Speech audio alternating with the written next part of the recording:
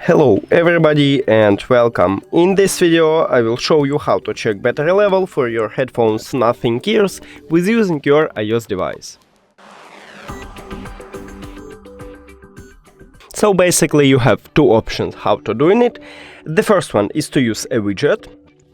So just press and hold at empty space, click edit or plus at the left top, add widget, scroll down and click on batteries.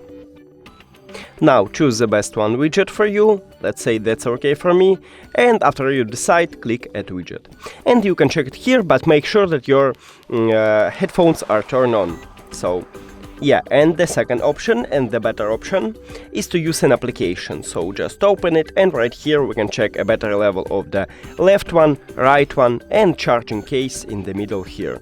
That's it. Thank you for watching this video. If you found it helpful, please consider subscribing to channel and leave the like on the video. It's really important to us. See you later.